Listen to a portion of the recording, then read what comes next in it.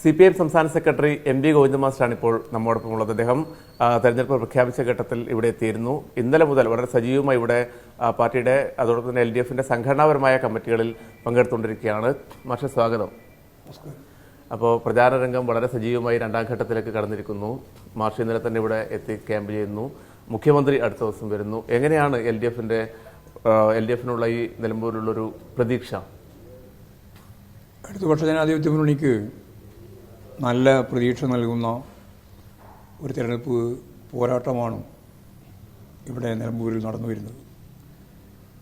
സ്വാഭാവികമായും ഇടതുപക്ഷ ജനാധിപത്യ മുന്നണിയുടെ സ്വതന്ത്ര സ്ഥാനാർത്ഥിയായി മത്സരിച്ച് ജയിച്ച അൻവറിൻ്റെ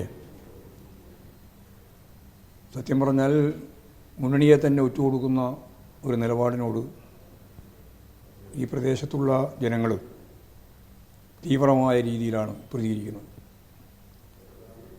ഇങ്ങനൊരു ഉപതെരഞ്ഞെടുപ്പ് തന്നെ യഥാർത്ഥത്തിൽ വേണ്ടിയിരുന്നില്ല എന്നാണ് പൊതുവെയുള്ള മനുഷ്യരുടെ മനസ്സ്.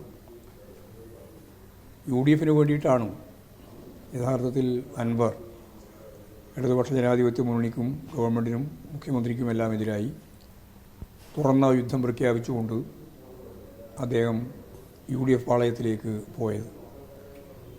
UDF പാളയം എന്ന് ഞാൻ ബോധപൂർവം പറഞ്ഞാണ്. വലതുപക്ഷ പാളയം എന്നാണ് അതിന് കൃത്യമായ അർത്ഥം. കേരളത്തിൽ വേറെ പാളയമില്ല. ഒന്നുകിൽ ഇടതുപക്ഷ ജനാധിപത്യ മുന്നണി അല്ലെങ്കിൽ UDF. ഇതിൻ്റെ ഒപ്പം നിൽക്കാൻ മാത്രമേ അൻവറിന് സാധിക്കുള്ളൂ. അതുതന്നെയാണ് അൻവർ ചെയ്തത്. ഞങ്ങളെ സംബന്ധിച്ചിടത്തോളം അൻവറിനെ പാർട്ടി അതിൻ്റെ നിലപാട് സ്വീകരിച്ചുകൊണ്ട് ഒഴിവാക്കുന്ന സന്ദർഭത്തിൽ അത് PV നടക്കുന്ന ഒരു സന്ദർഭമായിരുന്നു. അതുകൊണ്ട് ഡൽഹിയിൽ നിന്നാണ് ഞാൻ ആ പത്രസമ്മേളനം നടത്തി ഒരു തരത്തിലുള്ള ബന്ധവും ഇനി അൻവറുമായിട്ടില്ല എന്ന് പരസ്യമായി പ്രഖ്യാപിച്ചു. ആ പ്രഖ്യാപനത്തെ തുടർന്ന് അദ്ദേഹം UDF-ന്റെ ഭാഗമാകുന്നതിന് വേണ്ടിയുള്ള ശ്രമം തന്നെയാണ് പിന്നീട് നടത്തിയത്. അതിന് പല പാർട്ടി നോക്കി, DMK നോക്കി, തൃണമൂൽ കോൺഗ്രസ് നോക്കി. അങ്ങനെ UDF-ലേക്ക് ചേക്കേറി കമ്മ്യൂണിസ്റ്റ് വിരുദ്ധ രാഷ്ട്രീയത്തിൻ്റെ കേന്ദ്ര ബിന്ദുവായി നിലമ്പൂർ നിർത്തിക്കൊണ്ട് സാധിക്കും എന്നാണ് അദ്ദേഹം ധരിക്കുന്നത്. പക്ഷേ അവരുമായിട്ടുള്ള നിരവധിയായ പ്രശ്നങ്ങളും അവർക്ക് യോജിച്ച് മുന്നോട്ടേക്ക് പോകാൻ സാധിക്കാത്ത സാഹചര്യം വന്നപ്പോൾ ഇപ്പോൾ താൽക്കാലികമായി അദ്ദേഹം ഇവിടെ കത്രിക എന്ന ചിഹ്നം വെച്ചുകൊണ്ട് സ്വതന്ത്രനായിട്ട് മത്സരിക്കുകയാണ്. തൃണമൂൽ കോൺഗ്രസ് എന്ന രീതിയിൽ മത്സരിക്കാൻ അദ്ദേഹത്തിന് സാധിക്കാത്തതുകൊണ്ടാണ് സ്വതന്ത്രനായിട്ട് മത്സരിക്കുന്നത്. ഇവിടെ പ്രബലമായ മുന്നണി എന്ന് പറയുന്നത് ഇടതുപക്ഷ ജനാധിപത്യ മുന്നണിയും അതുപോലെ തന്നെ UDF-ഉം തന്നെയാണ്. അതുതന്നെയാണ് മത്സരവും. UDF ആണെങ്കിൽ ഈ തെരഞ്ഞെടുപ്പിൻ്റെ ആദ്യ ഘട്ടം മുതൽ തന്നെ അവർ പാളി എന്ന് പറയുന്നതിനേക്കാളും നല്ലത് അവർക്ക് ഇവിടെ രാഷ്ട്രീയ മുദ്രാവാക്യമില്ല.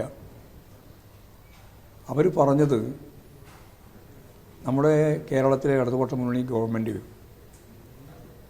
പാവപ്പെട്ട ജനങ്ങൾക്ക് നൽകിക്കൊണ്ടിരിക്കുന്ന ക്ഷേമ പെൻഷനുകൾ അത് കൈക്കൂലിയായിട്ടാണ് ഗവൺമെൻറ് ഉപയോഗിക്കുന്നത് എന്നാണ് പറഞ്ഞത്.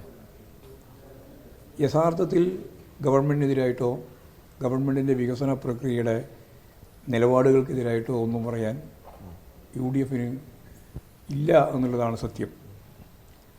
അവർ നടത്തിയെന്ന് അവർ തന്നെ അവകാശപ്പെടുന്ന സമരങ്ങളും പ്രക്ഷോഭങ്ങളും പരിശോധിച്ച് നോക്കിയാൽ വികസന വിരുദ്ധമായ നിലപാട് മാത്രമാണ്.